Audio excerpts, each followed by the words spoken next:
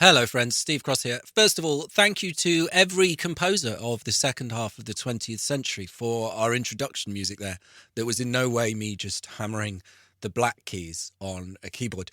Welcome back to the Pod and Prometheus, in which I, Steve Cross, create a different kind of podcast every single week, featuring a different guest doing something that they wouldn't do on any normal podcast. Sometimes I create my guest's dream podcast, Martin Ostwick talking about his guitars.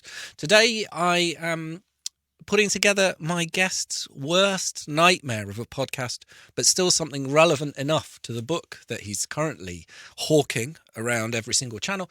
Do go and buy his book, if only to make up to him for all the stuff that happens here today. So join me for the second ever Books What I Never Wrote. I think that's roughly the title. Hello, everybody. Steve Cross here. Welcome to Books I Never Wrote, the podcast where I interview authors partly about their book, but mainly about the version of a book that they wrote in a different universe. I'm here with sociologist, writer, dad, Jew, metal fan, Keith Kahn-Harris, who's written a book all about the message that's inside the thing that's inside a Kinder Surprise egg. Keith, hello.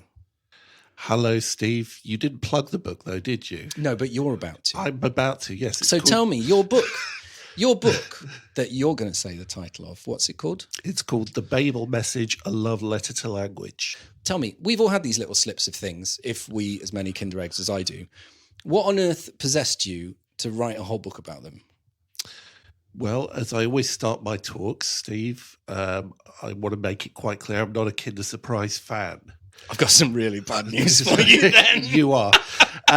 However, I am a language fan, and I did buy Kinder Surprises for my kids when they were little. They're older now, so I don't do it anymore.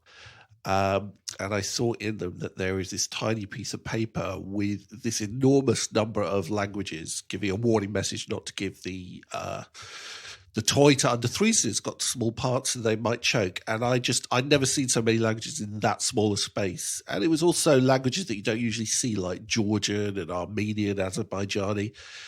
And I thought it was cool. It's pretty much that. And from that, a whole world opened out to me. Wow.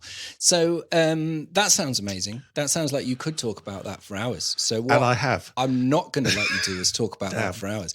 And what I've done instead is, I've imagined an alternate universe. Because if someone said to me, oh, you've written a book on Kinder, I'd be like, oh, right. So a book that tries out all of the different types of Kinder. And so that's what we might do while we talk about your book, while we talk about your history as a writer. And the way that you put together these kinds of ideas, how you got here, all the times you got in trouble on social media. We're also going to try every Kinder product that I could find at my local corner shop. So let's start with the Kinder Surprise, because this is the one the book is about. Yes. Do you want to open it? You are opening it. I'll open it. I figure we don't need one each, given that you hate them. Well, it is chocolate. I mean, it's like orgasms. Like, they're never going to be that bad. Right. You have better ones than other ones, but they're never going to be that bad. Right. So listeners, I'm going to pop the little yellow thing open so we can find the message. Quite difficult. Steve's trying to do it with one hand. Oh, he did it. Well done. Do you know how many Kinder Eggs I've opened? You've opened a lot, clearly. All right. So we've got a polar bear. That's pretty good. We've got an instruction label, and we've got the message. It's called the manuscript. Manuscript. I call it, the individual warning is the message. In my book, the piece of paper is the manuscript. So is that a standard one? Well, they come in lots and lots of different versions, lots of them, and they're all catalogued on a website. And this is actually this is interesting, the one we've got, because the black square on side B, bottom right corner, has made its appearance again. Now, it's a rectangle. There's a black rectangle. Oh, yeah. In the bottom right-hand corner of side B. And that used to be on them, and I never found out what it actually means. And it appears to have returned, and it wasn't on it for quite a long time. Plus, the columns are marked by black lines. Now, that hasn't been the case for quite a few years. So, looks like it's a kind of retro one that they've returned to one of their older designs for reasons that I can't even imagine. Listeners, you're sharp brains, so you're thinking I've just got old stock. No, this is still in date for another 2.5 months. No, you can tell how old it is by the serial number for the warning message. Amazing. In the bottom right-hand corner. And I can tell from that one it's 790-18857. I can tell that that's a fairly recent one. Yeah. It's got the new UK certification mark on it. Ah, where do you see that? Well, it's not inside. Okay. On the back of the egg. But it's not in the inside one, though. No. That hasn't reached it there yet. So there are lots of different versions of this. Steve just took a bite. Maybe I'll take a bite too. I mean, this is the classic Kinder Surprise taste of just kind of fat and sugar loosely stuck together. It's not really for hipster chocolate fans, though, is it? It's Hipster chocolate fans are kidding themselves, same as hipster anything else fans. Well, that may well be true, but they actually sell this by saying more milk. Yeah. I mean, as though parents will give, if it's milk, parents will just automatically give it to their kids and it's automatically a good thing. Yeah, if I want to give my kids more milk, I'd give them a cup of milk, which is a thing they ask for quite a lot. So Kinder Surprise listeners, we're assuming you know what it's like. If you haven't had one, you should. They're a basic cultural phenomenon. The toys, I have to say, in my experience, have really gone downhill. It's one of the things everyone moans about from their childhood. But you used to get little flywheel cars that would buzz along for ages. Well, I think the toys are an individual toy. That's a polar bear in 3 parts, not particularly good one. They look a bit rubbish on their own, but if you've got several hundred of them, right, then it probably looks pretty cool. I don't. I just throw them straight away. Yeah. Because I'm only interested in the manuscript. But I could have quite a collection now if I had wanted to. I used to throw them away, but my kids are 3 now, so I might be able to keep them because I read the manuscript. Right, so so that's like, you can take that away for your collection. That's an important version of the manuscript. Now, there is, and you mentioned during your talk, there is a lesser version of the Kinder Surprise that's sold in all the countries where Kinder Surprise is illegal. Illegal? Banned? I don't know whether you call it illegal. I mean, there are countries where it's illegal to sell an edible object with an inedible thing inside, including America. That's amazing. But there also seem to be countries where they're prioritizing the unmentionable thing we're going to talk about next rather than Kinder Surprises. So Americans are worried that people buy a Kinder Surprise and just swallow it whole. Yes. And, well, I don't fully understand why America is so punctilious about that and not other things. It doesn't really make much sense. And of course, it's exactly like drugs. It's created a demand for them. There are websites in America where people sort of get people to import contraband Kinder Surprise eggs simply because you're not allowed to have Kinder Surprise eggs. Yeah. So it kind of creates a market in an odd sort of way. That's amazing. So in America, they have this other thing that I've got a couple of examples of, the Kinder Joy with surprise. I'm very much against the Kinder Joy. Well, let's open one up and have a look. And I'll explain why. There are 2 reasons why. We'll save one for me kids and we'll open the other one up. Oh, right. So listeners, when you open it up, you get 2 foil-wrapped egg halves. I mean, the outside of it, first of all, is plastic rather than foil wrapped. Yeah. That's the first thing. It's a hard shell. You've got 2 halves. What's this? Steve just whispered to me, "What's this?" There's a piece of cardboard. It looks like a tongue depressor. It's not. It's like should we open up the chocolate half? There's a chocolate half and there's another There's a half. chocolate Okay, half. you open the chocolate half. I'll open the other. Just doing it over a boundary mic for ASMR fans. There you go. So I've opened the What chocolate is that? half.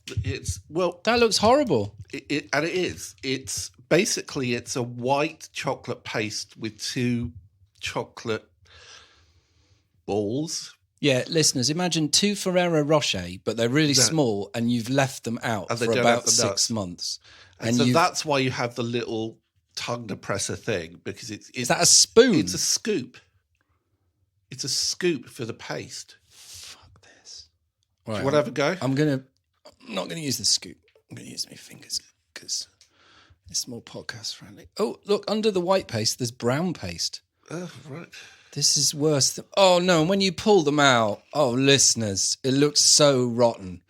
It looks like flipping, I'm going to say animal fat that's been split out. Like if you've cooked a piece of lamb and then poured off all the juices and left them in the fridge and they've separated. Yeah, it's not tempting, really, is it? Horrible. But what you haven't mentioned the most horrible thing about it. Go on. Well, what isn't there? No manuscript. There's no manuscript. Yeah, we've got a toy. We've got a toy that is this a necklace? No, you draw around it and you, like, if it's a Kinder toy. Oh, like, there is a manuscript in it. Yeah. I tell a lie. There is a manuscript inside it. Attached. Oh, I tell a lie. I love Kinder Joys now. Yeah, well, there we go. Right, wait, get ready for the second book. So I've either done shit research and missed it when I first bought a Kinder Joy to check. But I didn't think they had them inside. These are new Kinder Joys. What if all these Kinder products have one? No, the rest have. Well, the chocolate ones were. Or should we open the other Kinder Joy just to see if this was just a one-off? Of course. Let's. I'll do it over the mic. This is so dirty for ASMR fans. You have a look. It looks like there might be one. My book is going to have to be rewritten, isn't Well, second volume, the warning labels in Kinder Joy. Well, they're the same series. They're just... There is a warning message. We're getting hypertextual, friends. Well, I got it wrong. So it was worth doing this podcast just for that, wasn't it? I mean, when I bought a Kinder Joy just to check, there was no warning message in it, but that was a couple of years ago. So I think I can now announce to your listeners that Kinder Joys are okay. They may taste like shit, but they do have a warning message inside it. So, you know, what's not to like? This one came with a figure that looks like the 90s version of a cool chicken. I quite like that, actually. There you go. That can go with your messages. You've got to take all your messages, all your manuscripts away. All my manuscripts. For your second book. I would say that people actually genuinely not only do collect them, but it's not common to collect them. But what is common to collect them is there's another coloured piece of paper which gives the sort of instructions. And it's often got a little cartoon on it. And that's called the BPZ. Right. What does that stand for? I think it means in German Beipacksteller or something. It means packaging material. And people do, yeah, indeed, BPZ. So people do collect them. They're people really into them. And if you trade toys or sell toys, you usually trade them alongside their BPZs. BPZ. Amazing. Right. I don't. No. No, you just hoard manuscripts. I just hoard manuscripts. You're like the National Archives for Kinder safety warnings. No, I was just looking at more stuff about the polar bear. That's rubbish. Right, Kinder Joy, good safety warning, terrible product, like inedible, looks like rendered animal juices. I mean, do you think kids will enjoy paste more than hard chocolate? No, kids want a Kinder Surprise. They want a proper one. Plus, the little poppy yellow thing. The capsule. That's proper term weight. There we go. That's how you open them with one hand, listeners. Squeeze the sides. They pop, the new ones. They're not like your old-fashioned ones from the olden days that were genuinely hard to get open. The new you can buy empty ones on eBay because they're very good for storing drugs. Amazing. Yeah. Well, that was exciting. But so we've got in front of us all the other Kinder range. I went to my local shop. We'll start with ones that listeners might have heard of. I'm going to unwrap a Kinder Bueno, and we can see what we think of that. Well, this is new territory for me. I've never had a Kinder Bueno. I mean, I think they're a fairly standard product. Here you go. There's an end. Oh, my hands are clean. Don't worry. Apart from having handled a Kinder Joy. Right. Kinder Bueno. So we've got to work. How does this fit into the Kinder thing? Let's check for any warnings on the packet. I would be very surprised if there was a warning on it. Yeah. It says milk chocolate crisp wafer, smooth milk and hazelnut filling. The only warning is store in cool, dry place away from dry sunlight. Is it in any language other than English? No. This is the most boring Anglophone Kinder product I've ever seen, especially from one of my local corner shops, where normally nothing has been sourced in the UK, as we'll come on to. Well, actually, this tastes like it's Kit Katish, but mushier. It's like a Kit Kat with paste inside. They're obsessed with Paste? Yeah, semi-liquid, semi-solid things, as we'll come on to. As if kids are like, well, I'm not sure if I want a drink or a piece of chocolate. I'm not sure who this is marketed to. I think it...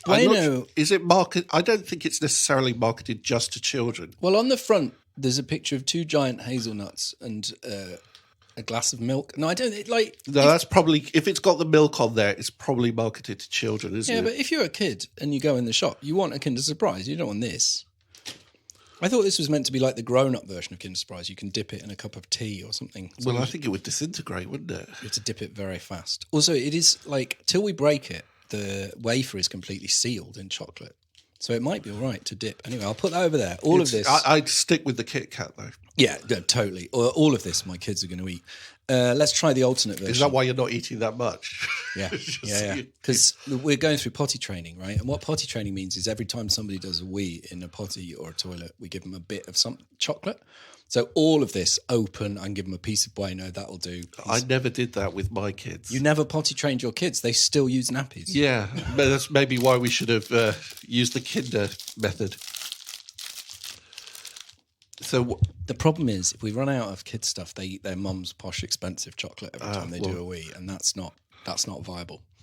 So this is a Kinder Bueno white. This is Kinder Bueno, and I know I'm going to hate this because just look at the outside. It's got that weird, like chopped up, chocolatey. Looks like quinoa shagged cocoa outside that the Kinder Joy balls had on it. They're very into sort of deconstructing chocolate into sort of powders and pastes and soft things. It's going to get worse. I will snap a piece off. Oh, you're braver than me. Give us one of them. Oh. It's crispier than the normal one. It breaks more easily. Oh, it's sickly. It's awful. That's sickly. And the powder on the outside is like sandpaper on your tongue and mouth. I wouldn't go that far. I mean, but it's dust, though, isn't it? It's not nice. It's like chocolatey couscous on the outside. I'm not a big couscous fan, I have to say. Or did your parents feed you too much of it? My parents never fed me couscous, but actually that's a good link into my childhood trauma that we discussed before we started recording. Yeah, I feed my kids all of these products that we have in front of us, but apparently you lived a very different life. Well, I think I did have the occasional Kinder Surprise egg when I was small, although they'd only just been invented. They were invented in like 71, 72. Right. But I had, until I wrote this book, which was during lockdown, during the pandemic, I had never eaten Nutella before. Wow. And I thought I should, because Ferrero, the company that make Kinder products, they owe their success to Nutella, which was created in the early post-war period. And I always assumed that I wouldn't like it because it's chocolate paste. And it's a paste again, yeah. It was a paste, but also because I have that inbuilt snobbery that my parents were chocoholics and sweetenaholics, but only at the proper way at the proper time. So the idea of having chocolate on white bread for breakfast was disgusting to my parents. And I was raised up sort of being that if you had sugar in your tea, you were intrinsically a bad person. If you had white bread, you were either working class and didn't know better, but if horror of horrors, you were middle class and had white bread, there was just no hope for you at all. It all sounds really anti-Dutch. Like anti-Dutch. Chocolate on white bread is Dutch breakfast. It is. So my parents were rabidly anti-Dutch. No, they weren't. But, sorry, Keith's parents. Sorry. I doubt they're going to listen to this. But so I never tried it. Right, we're gonna try it now because in my local corner shop you can buy Nutella and Go. It's Nutella in normal writing and then and Go in a script font. The typography is horrible. So, listeners, if you've never tried this, it's 35 grams of Nutella and 13 grams of breadsticks, which seems to me like roughly the right ratio. It's not in the iconic glass jar, though, is it? It's not. Also, the top of the Nutella is slightly sweaty. It has been sweaty under the lights. We're recording. Yeah, we're recording under my dining room lights, which are LEDs, so they're not hot, but it is a bit like a snooker table. Can we do this one hand? Because both of us are holding mics. I'll hold the pot. You get some Nutella on your stick. It's very soft. It's very soft. You didn't even need to do that. So the sticks look like a child's drawing of a breadstick. See, forget the sticks. Nutella is the business. See, this I like. Even having a second dunk. Yeah, I'll be honest, right? If I was eating this on my own, I'll probably only use one stick. Eat I Nutella. wouldn't use a stick at all. I'd put it on a spoon. Yeah. Why would you want to eat it? Why would you want to cut it with some bland carbohydrate? The sticks aren't even sweetened. Like, you could have put sugar in the dough. I don't know why Nutella as a paste is so wonderful and the other pasty things we've just been having are so vile. I think it's just the concoction is just so perfect. I don't want to offend your parents. It's probably the palm oil. Probably the palm oil, but they also, it's hazelnuts is the major thing. And Italy, Ferrero, I think I can't remember the percentage, but it's something like half of the world's hazelnuts are processed by Ferrero. And there's something about hazelnut and chocolate that really, really works. Well, while we're on hazelnut and chocolate then, let's do the granddaddy hazelnut and chocolate. Ferrero Rocher, very much the grown-ups. Nutella precedes Ferrero Rocher. It does, but very much the grown-ups Kinder Surprise, the Ferrero Rocher. No toy, because no toy. We've left those things behind us. We have. Ferrero Rocher. Listeners, by the way, I've got a little boundary mic on the table and we're just ASMRing it up as much as possible.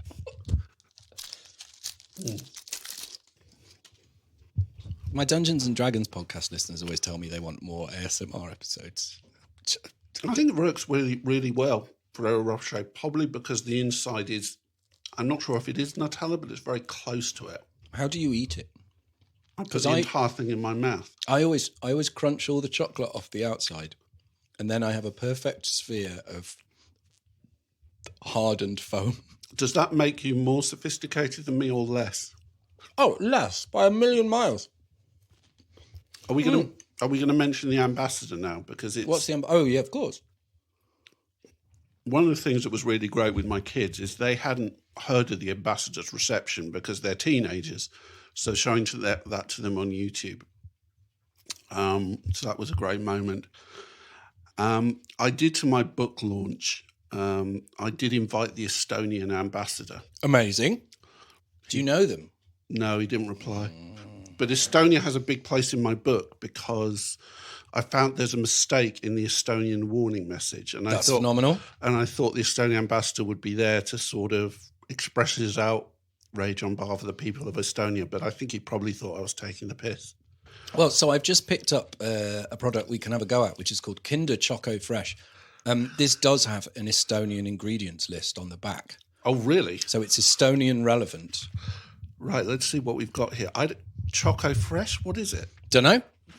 Welcome to Northeast London Corner Shop. So we've got on the back, we've got Polish, Latvian, Lithuanian, and Estonian. So this is the Baltic states version. Yeah, not English, crucially.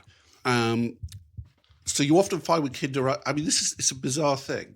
Kinder Eggs in British mini markets are often Polish ones. And you can find the one in my local one is a Romanian, but with instructions also without information also in Bulgarian.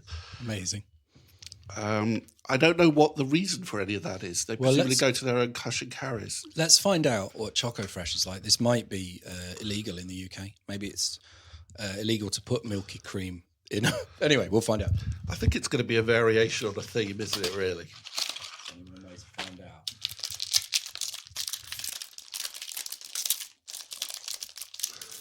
Oh dear. That's one for you. Okay. I mean, there's hints of Bueno. It looks like the outside of it looks like a normal chocolate bar. Yeah, it looks like a child's drawing of a Bueno. Let's find out. Oh, that's horrible. It's got a chocolate outside with a white paste inside. I think on the diagram on the outside, there's two different pastes that mix at the moment you bite through it, and neither of them are pleasant.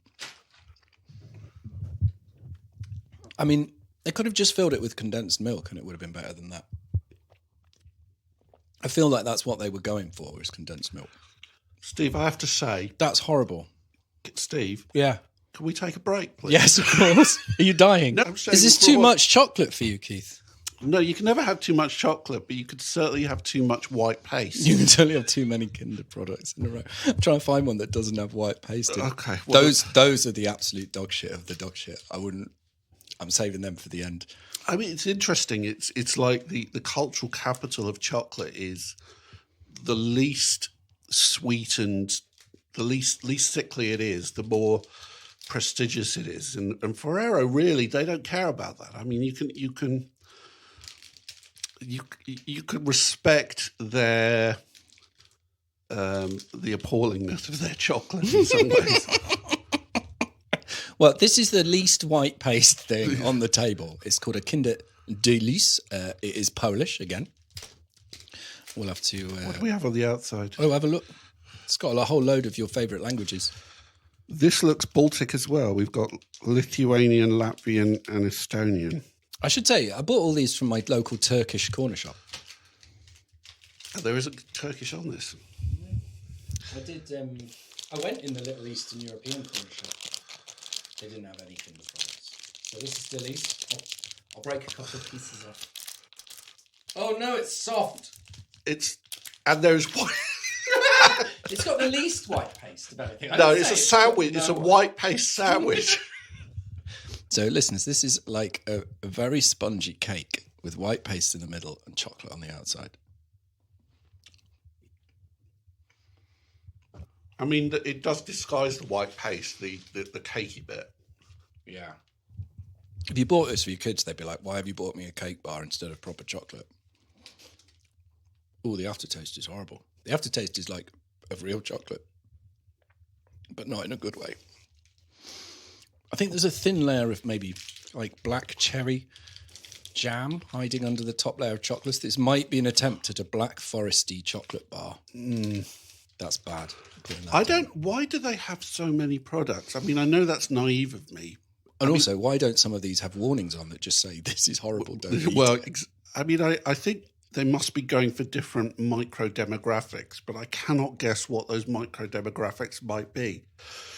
Like they probably got a sort of, they commissioned an expensive piece of research on attitudes to white paste amongst I'm not even going to toddlers. show you this one. Which It's one gonna is really this? This one is upset you. just white. It's just white paste. That's the milk slice, Yeah. and I think listeners, you can probably guess. Let's try a bit of Kinder Country. So this actually has a UK price on it, 30p.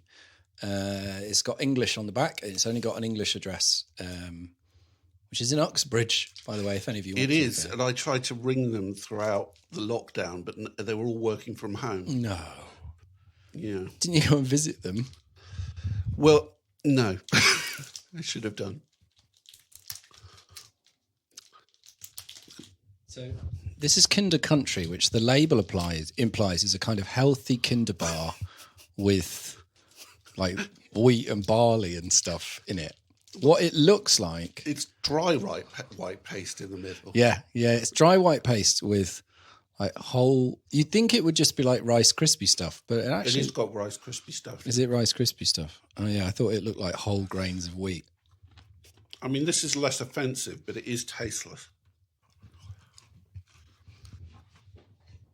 Yeah, it's under-sugared sugar puffs with a thin layer of that classic Kinder, it just tastes of sugar chocolate on it. I mean, you've got to admire their persistence and the creativity with which they find new combinations of hazelnuts, tasteless chocolate, and white paste. Maybe you're not supposed to be able to get all of these in one shop. It kind of Maybe they lays have different bare, territories. lays bare how stupid the marketing is. Well, I mean, do you remember the Kinder? There used to be Kinder Surprise adverts. Yes, you remember surprise they a were done- toy and some chocolate. You know, like the kid asked the mum, "I want a surprise and some chocolates," and she says, "Oh, that's two things." Yeah, it was dubbed. What are you opening now? I'm opening a Kinder Pingui, So this is 2 lots of white paste with a thin layer of brown paste in between them, wrapped in chocolate. It came out of the fridge in my local corner shop. So it's like a choc ice. The nicest thing I can say is no, it's not like a choc ice. Well, there's something vaguely gelatinous about this one, which I quite like. Faint praise indeed. I mean, it tastes of nothing. Yeah. It's over with very quickly. So listeners, if you're interested in your cake geology, from the bottom it goes chocolate, cake, white paste, cake, white paste, cake, chocolate. Do you think they're doing this at random? They've got a number of parameters in about how they combine them. Someone runs in, guys, stop! What if we just put the white paste between 2 bits of cake?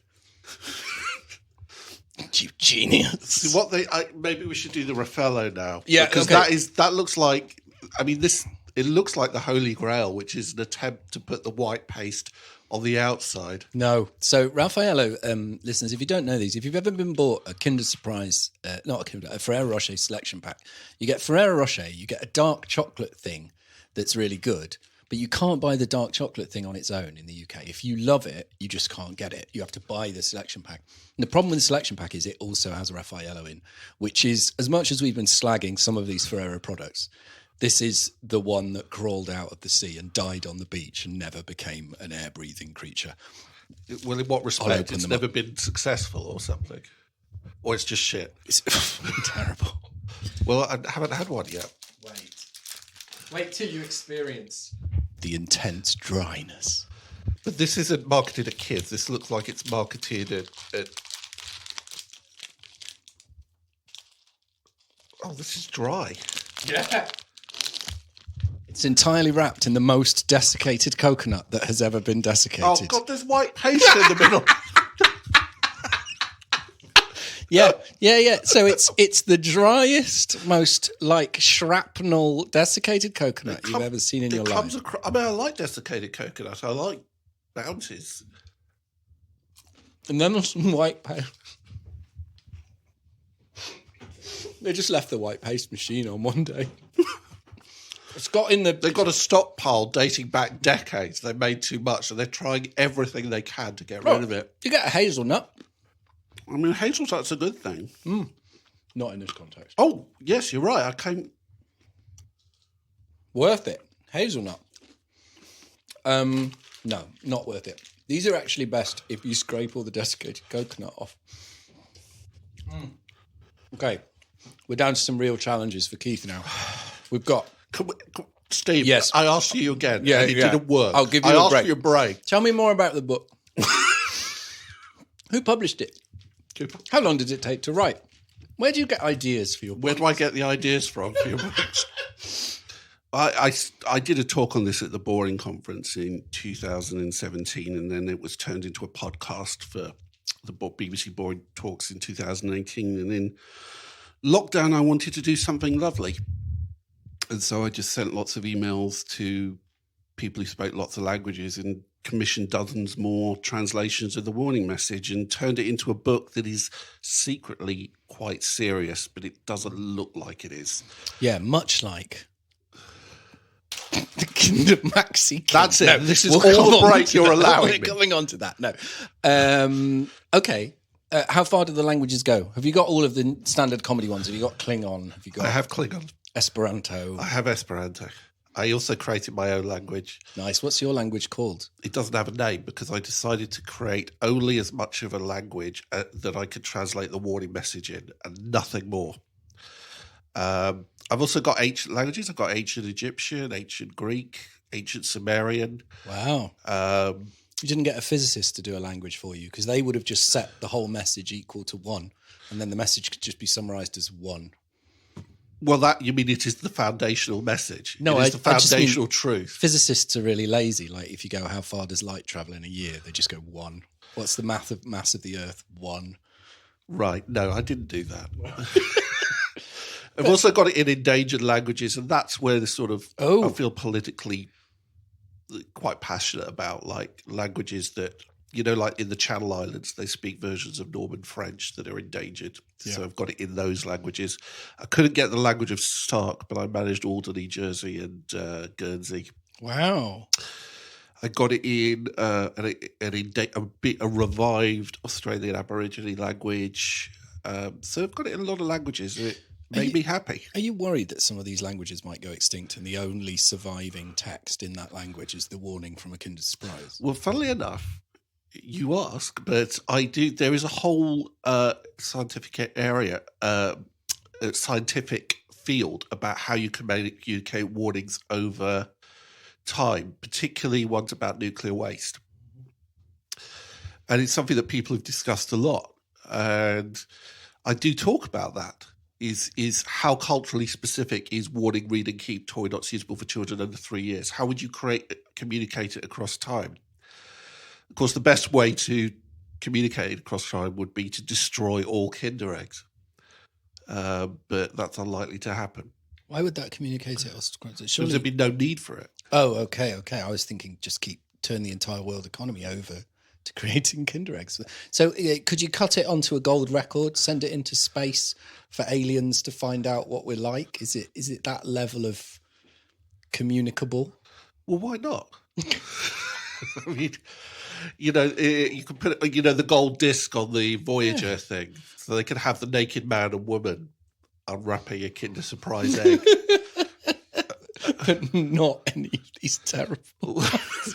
What we should imagine do... if we gave Kinder Buenos to aliens and they think that we as a species are obsessed with white paste. That's the end. At the end of the next Independence Day is we just shoot Pinguis, Delices and Buenos and a Choco Fresh at all of the aliens. But this is, I mean, them. You'd think, though, that I know about all these chocolate things, but my interest in this is really, really narrow, and you're actually belatedly educating me into... But no, it's just when I saw you talk about your book, I was really excited that you started by saying, I don't actually like Kinder Surprises. And I just thought, I've got a terrible idea for a podcast for you. No, you've been very diligent. We still have 3 left. Yes. I'm trying to turn the conversation away from the actual things. So as not to actually... Listeners, you can't see what's lining up in front of All Keith, which is a thing called the milk slice. Now, on the outside, it's got barley again. It's barley or wheat, possible to tell. Well, a grain, generic grain. Milk, and this time it's got a bit of honey on the outside, but also a massive drawing of some white paste.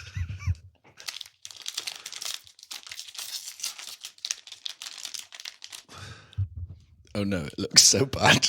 What is it? Imagine a brown bath sponge. It's squashed. It can't be not squashed. It should have. It's a sandwich. It's a white paste cake sandwich. It should have. Oh no! It should have card either side to protect it. Right, listeners, I want you to imagine 2 slices of brown bath sponge filled with toothpaste. Is roughly what we're looking at. Pumpernickel. It's like pumpernickel filled with toothpaste. Is it? Oh, it's lemony. Ooh. Is that lemony? Oh, it is. It's a different white paste as well. Yeah, it's slightly gelatinous. It's a bit more foamy, less dense. Do you think the guy who suggested putting lemon flavour into this is the real radical at the Ferrero plant, who's been trying for decades to say, guys, we need to explore citrus? No, I think he's dead now. You think he's dead? He's betrayed. It's a heresy. He's got concrete socks somewhere in a quarry. Is he an apostate? I never know what all these different words mean. You know, come on. Is it a heresy? Is it an apostasy? I think that's the same thing, isn't it? I don't know. All right. You're the one who writes about religion, not me. Yeah, but I'm fundamentally ignorant about most things, as you can see from this podcast. Yeah, you learn just enough to write the thing. No, yeah, exactly. Do you want to? We got 2 to go. Do you want to go with the one that might be bearable or the one that might finish you off? I think at this point I don't really care. Right, we're going with the one that will finish him off. So, listeners, this is a Kinder Maxi King. The drawing on the outside looks like someone's got a feast lolly and filled it with white paste and caramel. Is that caramel or is it honey in the inside? It looks like caramel because the picture underneath is half a hazelnut sitting on what looks like a butterscotch with syrup poured over it. This is... Is that supposed to be in the fridge? Is this a cold one? it came out of the fridge at the shop, yeah. But not the freezer. But it's well, you can tell me how Baltic it is. The first one on this is Czech rather than Polish. Yeah, we've got Czech, Slovak, and Polish. Yeah, so it's not Baltic. It's not Baltic. No. There's me confusing Eastern Europe and Baltic again. Hold on.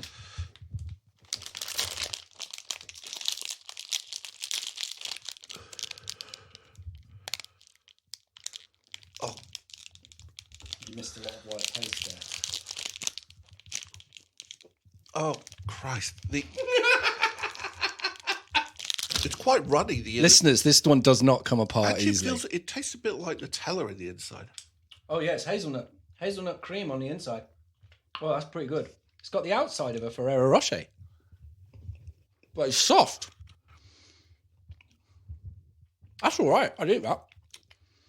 I would eat that, but it's hard to imagine eating anything again after this recording session. I did once. This whole experience reminds me of. I've been really interested in national soft drinks. Right. Good. Most countries have. You associate different countries with their national alcoholic drink, but Yeah. a lot of countries have their own national soft drink. Like Yes. Scotland has Iron Brew Yes. and France has Orangina. So I organised a soft drink salon about 10 years ago where we all sampled. We had to bring interesting soft drinks. And I thought this is going to be a brilliant idea. This is going to be great. And it was quite fun until about an hour in, it started to not be quite as much fun because everyone started feeling completely bilious at being sort of shooting up sugar. Yeah, the insulin spiking in all The of you at insulin that point. spiking, I suppose it gives me a lot of respect for people. I mean, there's somebody at the Kinder plant in Alba in Italy whose job it is to taste this stuff, Well, it'll be you soon. Because now you can, if you have to write a job application, you'll be able to say, I have tested all of your products. We've got Kinder chocolate bars, listeners, but I feel like I've inflicted enough on him. Plus, it's the fine. same as For a Kinder penny, Surprise. Or is this, do you just want to keep these ones for your kids? No, because there's 8 in the pack. We can eat one. Kinder bars are brilliant for children who are potty training because there's 5 bits in a bar. So you give one child 2 bits, the other child 2 bits, and you keep the middle bit for yourself. Ooh. So this one is called, what's it called? Oh, it's really thin. It's called Kinder chocolate, that's all it's called. It's 2 bits for you. It's 2 bits for me and 1 bit for the parent being a potty trainer. It's literally just a Kinder bar form. It basically is. It's got white paste, but it's not like offensive white paste. Yeah, it's more like white chocolate than white paste. It's not the Kinder Joy garbage. Just testing another bit of Kinder Joy garbage. That's right. It's a bit more chocolate in this one. It's a bit more like a chocolate bar. Also, some corner shops, if you've got children who are about 1 and they're screaming in the buggy, they'll give them one of these for free to shut them up. See, I'm also a parent, but I don't remember any of this stuff. I mean, I did buy Kinder Surprises occasionally, but no shopkeeper ever gave my kids Kinder chocolate bars. And lollies. It cost me a fortune in lollies once shopkeepers started giving them Chupa Chups for free and then they wanted them all the time. Cost me an absolute fortune in lollies. Kinder chocolate, I mean, very much. That one I can live with, actually. Yeah, that's okay. I mean, they don't overcomplicate it. No, that's human food. Each bar is 4% of your calories for a day. So 25 of them. That's 3 boxes plus 1. And you're done. That's pretty good. This table looks... It looks like every table in a house where 2 toddlers live. It didn't. I as I say, I had 2 toddlers. We never had. I mean, a table like this. You probably have salad cream, don't you? No, it's 2022. Nobody has salad cream anymore. My parents still have sandwich spread, though. What's sandwich spread? They were food snobs, except for sandwich spread. It was like one of the wartime rationing foods designed to make food go further. It's like chopped up vegetables in a sort of mayonnaise with gherkins and stuff. There used to be their posh starter would be half an avocado filled with sandwich spread. That's such a brilliant collision of 2 different worlds. Where can they get the book? anywhere? There's a thing called the internet. Yeah, just get it on Amazon, listeners. Or actually use bookshop.org. Yeah. You can Google my website. There are affiliate links to that and stuff like that. If you don't want it quickly, use another site. But if you just want to get it, just use Amazon. And The one thing we didn't talk about is my relationship to Ferrero, oh yeah, go on. which you may have to edit in elsewhere. But No. so I did ask that I wanted to meet the person who wrote the Kinder Surprise warning message. And get £20,000 sponsorship of the book. Exactly. And they said no. Oh, And so that's the anecdote. No. But there's also a scan of the manuscript, the warning message sheet in the book, which technically means we should have asked for copyright approval. But we didn't. They didn't just say, we went to the PR people. Yeah. And usually they'll just say yes or no. But they said it has to go to the corporate headquarters, to the legal team to read the book, which we did. And they never responded after that. And that's good enough. So one of the things that my publishers said, they kind of de-emphasized the kinderness of the book in order not to, because this is one of the biggest corporations in the world. Yeah. So there's no Kinder Surprise on the front, and they said you've got to emphasize the language bit. And in fairness, the book is mostly about language. But so if Kinder come back and they say your punishment is you're never allowed to eat Kinder products ever again, like that's the biggest threat they can make, surely. Well, no, they could turn my publishers out of business for breaching copyright. No, that's not as bad as not letting you eat Kinder's products ever again. How would you feel? I'd feel absolutely fine. But I did try and find who is it who wrote this? Who is it who wrote it, or put it together, because nobody speaks 34 languages.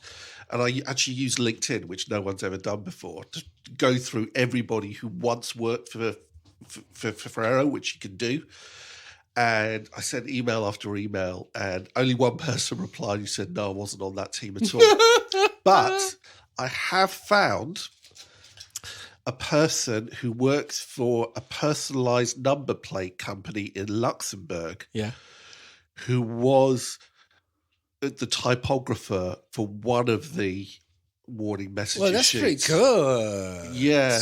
I emailed him. He said, I said, were you involved in this? He said, yes. So ask me any questions. So I sent him some questions and never responded to him, because he probably thought, this guy is insane. But one day I'm going to turn up at that Luxembourg personalised number plate company. Yeah. Trying to buy K1ND3R. Well, the thing I most want to buy, of course, is the NFT of the warning message. Just make it. I couldn't I? Yeah. Because NFTs, they're mostly stolen stuff anyway. Yeah, I think Ferrero would probably get pissed off with that one. They would shut you down at that point. Amazing. Thank you so much, Keith. It's been an absolute pleasure to talk to you with white paste and hazelnut. Yeah, this is the toughest podcast recording I've ever done. Thanks a lot, Steve. That is all I ever want from a recording. Listeners, join us next time for me giving somebody either their dream podcast or their nightmare podcast. As usual, look after yourselves. Bye-bye. The Pod and Prometheus was written, produced, directed, and generally messed up by me, Steve Cross. Just to cheer Keith up, because I know he's a big metal fan, we'll play out with just some random samples called Dark Riff Off of Apple Logic Pro.